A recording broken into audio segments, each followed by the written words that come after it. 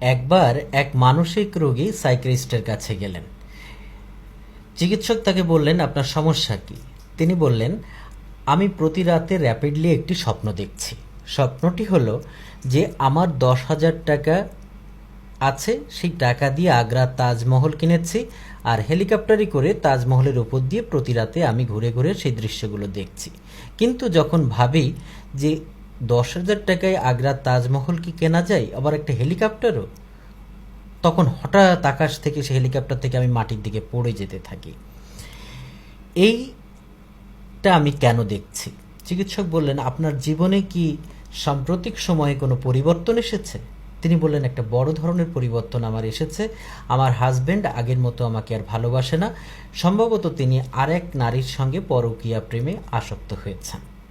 সংসারের চরম অশান্তি, বাচ্চাদের সাথে বনিবনা হচ্ছে না। আমি এখন এই সমস্যা নিয়ে আছি, কি করণীয় আমার? হ্যাঁ ভাই বোনেরা, আজ আমি বলছি বর্তমান সময়ের সমাজের সবচেয়ে একটি বড় সমস্যা হলো পরকীয়া প্রেম। এই পরকীয়া রিলেশন কি ক্ষতি করছে আমাদের, সে সম্পর্কে আজ আমি আপনাদেরকে বলবো। পরকীয়া সমস্যায় সবচেয়ে বেশি সমস্যায় পড়ে যান নারীরা।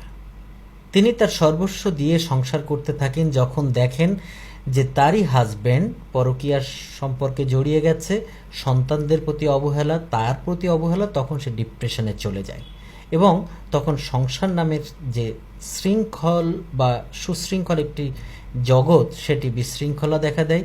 সন্তানদের ভবিষ্যৎ হুমকির মুখে পড়ে এবং স্বামী স্ত্রীর সম্পর্কের মধ্যে তখন ফাটল ধরে। পরিণতি যা হবার তাই হয়। ঠিক তেমনি অনেক নারীও কিন্তু আবার অনুরূপ কাজটি করছেন। যে পুরুষরা যে নারীদের সাথে, তার সংসারেও তার হাজব্যান্ডরা সমাজ এবং সংসারের দিকে তাকিয়ে কিছু বলতে পারছেন না, না পারছেন সইতে, সেই সংসারগুলোও কিন্তু একই রকম সমস্যায় পর্যবেসিত হচ্ছে।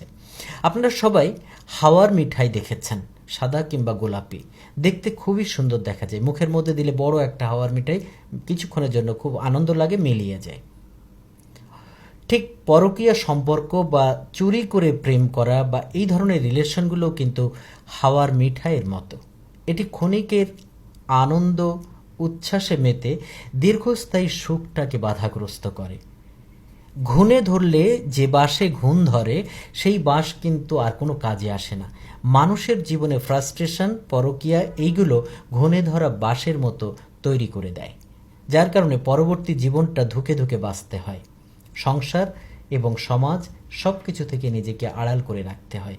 কাজে আসুন সবাই মিলে এই সামাজিক ব্যাধি